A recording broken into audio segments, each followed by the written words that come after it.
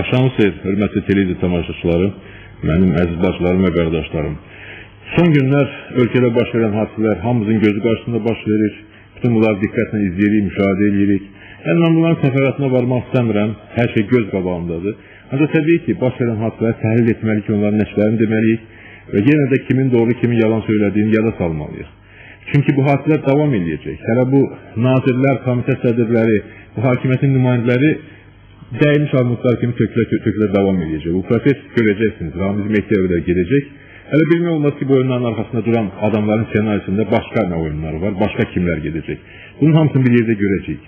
Biz bunları deyirdik və biz deyirdik ki, bu hakimiyyət monolit deyil. Bu hakimiyyət bir-birinə dava etməyə, bir-birini qırmağa hazır olan qruplardan ibarətdir. Gizləyən oldu ya olmadı. Biz deyirdik ki, bu hakimiyyət korrupsiyalaşmış, rüşvətxor bir hakimiyyətdir. Evlərin, eşlərin gördünüz. Özdə sizi o gördüğünüz evlər çaşdırmasın. Tutulmayan nazirlərin, işdən çıxarılmayan nazirlərin evləri, villaları bu tutulanlardan da qat-qat daha dəbdəbəlidir. Qat-qat daha çox sərvətlər orada görə bilərsiniz. Özdə ki, oradakı sərvətlər bizim kimi sadə adamların gözünə böyük görünür. İndi biz, ancaq əslində qata bilirsiniz necədir? Bizim evimizdə, şkafda, vazanın içində orada görürsən ki, birimiz bir-iki şirvan pulu, birimiz 3-5 min manat pul qoyuruq ki, çörək almağa, qənd almağa pulumuz olsun. Və həmin gördüyünüz pullar da bu adamların cib xərcliyidir, gündəlik xərcləridir. Bu şəkildədir bu adamların da dolanışığı və bu şəkildədir bu adamların rüşvətxorluğu. Və dediyim kimi də hələ tutulmayanların, işdən çıxarılmayanların sərvətləri, villaları bundan qat-qat böyükdür, dəbdəbəlidir, genişdir.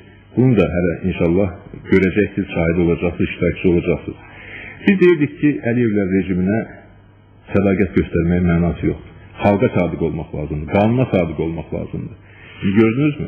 10 il, 12 il, 15 il Əliyevlərə xidmət edən adamları bir günün içində bayıla atdılar, MTN atdılar. Onları məhv etməyə hazırdılar. Bugün onlara işgəncə verirlər.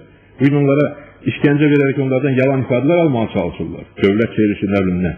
Bu adamlar rüşvətxorluq ediblər, çox qanunları pozublar. Ancaq bu adamların dövlət çevrişi etməsi haqqında uydurmaya ölkədə heç kim inanmaz. Çünki bu adamların xasiyyəti başqadır, bu adamların fəaliyyət tərzləri başqadır. Eyni zamanda gördünüz ki, bu var dövlət toplamağın, sərvət toplamağın bir axırı yoxdur. Yadınızdadır, Türkiyənin baş naziri Azərbaycan parlamentin tribunasına çıxış edəndə bu adamlara üzün tutdu.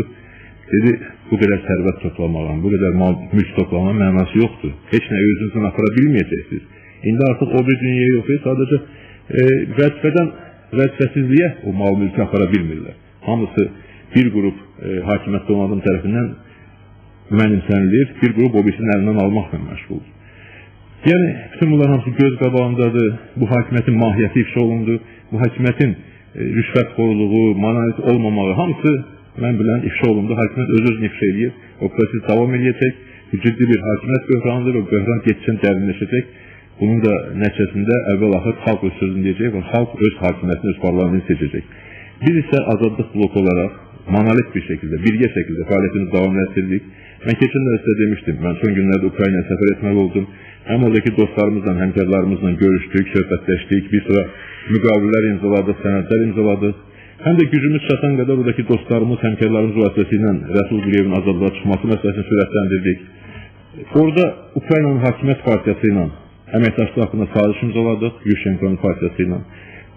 Və bu da bir daha dünyanın bizimlə bir yerdə olduğunu göstərir. Son günlərdə Amerika Birləşmiş Ştatlarının Senatının Azərbaycandakı seçkilərlə bağlı qətnamə qəbul etməsini bilirsiniz.